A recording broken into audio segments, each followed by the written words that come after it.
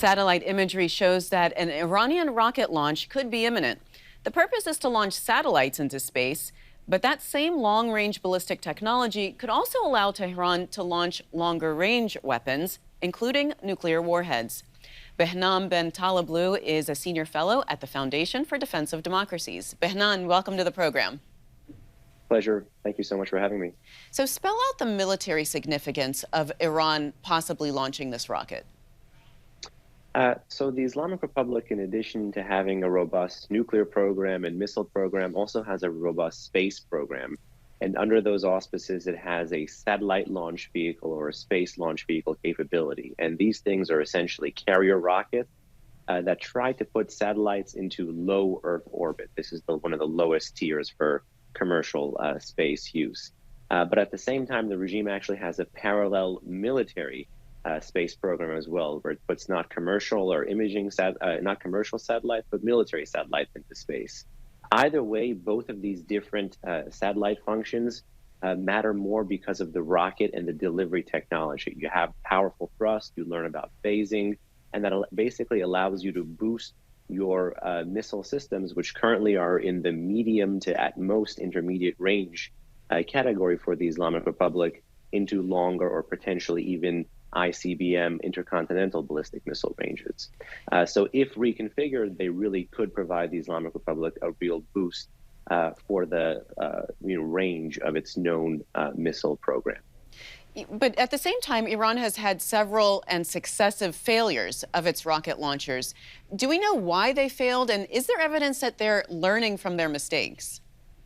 I think this evidence of learning is really key, because most of the reported failures have happened in the rockets that use 1990s a North Korean style engine, and those are liquid propellant systems, where many in the arms control community have not been as afraid of the potential military applications of those satellites, even though those potential military applications still exist. What the Islamic Republic has been creating, developing, and testing more so in the past 2 to 2.5 years are solid propellant motors, which have a much more direct military application. And the regime has had a comparably better, if you believe the reporting and piece together what else exists in the open source, track record with those. And that's what the regime seems to be wanting to step up here. And if they produce a phased or an entirely all solid propellant satellite launch vehicle one day, it would basically be one of the biggest telltale signs that this regime is going for an ICBM. Because of that solid fuel as opposed to the liquid fuel. Solid fuel being used more for weapons instead of just for space purposes, space launch. And it is absolutely possible to still use, liquid propellants.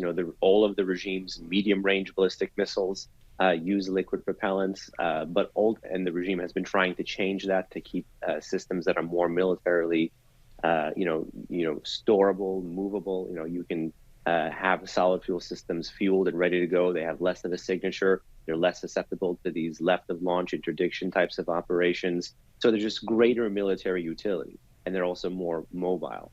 But broadly, all the countries that do have these very long-range strike capabilities like ICBMs, they tend to prefer solid propellants. So this really would be a huge telltale sign.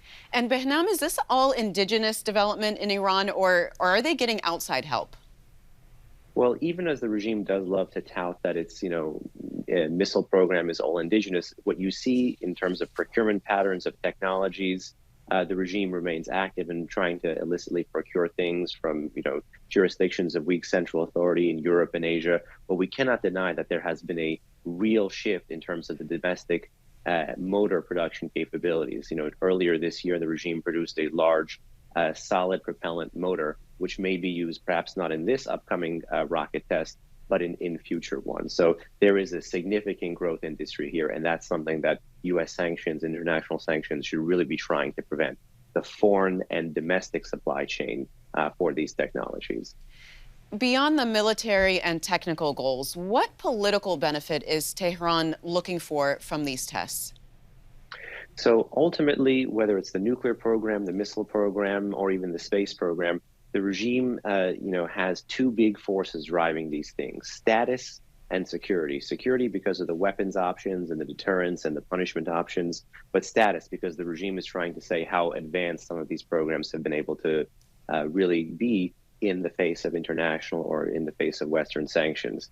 And ultimately, much of the Islamic Republic's revolutionary ethos does talk about self-sufficiency, so they are trying to check that box as well.